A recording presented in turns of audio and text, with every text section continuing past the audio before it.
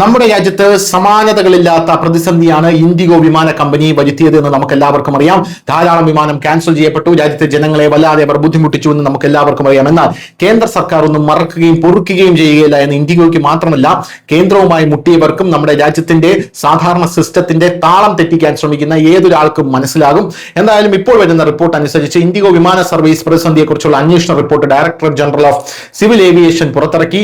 IndiGo എയർലൈൻസിന്റെ ഭാഗത്തു നിന്ന് ഗുരുതരമായിട്ടുള്ള അവസ്ഥയാണ് റിപ്പോർട്ടിൽ പറയുന്നത്.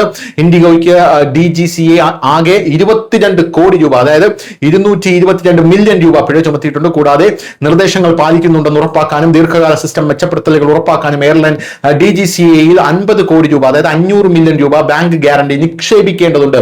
മൊത്തം 72 കോടി രൂപയാണ് ഇപ്പോൾ അവർ കൊടുക്കേണ്ടത്. അടുത്തിടെ ആയിരക്കണക്കിന് ഇൻഡിഗോ വിമാനങ്ങൾ റദ്ദാക്കുകയും മണിക്കൂറുകളോളം വൈകുകയും ചെയ്തു. ഇത് ധാരാളം യാത്രക്കാർക്ക് വലിയ അസൗകര്യമുണ്ടാക്കി. വിഷയം അന്വേഷിച്ച DGCA കമ്മിറ്റി സമർപ്പിച്ച റിപ്പോർട്ട് എയർലൈൻ മാനേജ്മെന്റിന്റെ ഭാഗത്തു നിന്ന് ഗുരുതരമായിട്ടുള്ള അനാസ്ഥയാണ് കണ്ടെത്തിയിരിക്കുന്നത്.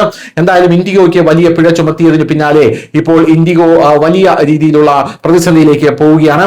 ഉന്നത ഉദ്യോഗസ്ഥർക്കെതിരെ നടപടിയെടുക്കണമെന്നുണ്ട്. അതായത് ഇൻഡിഗോയുടെ സീനിയർ വൈസ് പ്രസിഡന്റിന്റെ പ്രവർത്തന ഉത്തരവാദിത്തങ്ങളിൽ നിന്ന് ഉടൻ നീക്കം ചെയ്യാനും ഭാവിയിൽ ഒരു ഉത്തരവാദിത്ത സ്ഥാനവും വഹിക്കില്ലെന്നും DGCA ഇപ്പോൾ ഉത്തരവിട്ടിട്ടുണ്ട്. News desk Malayalam.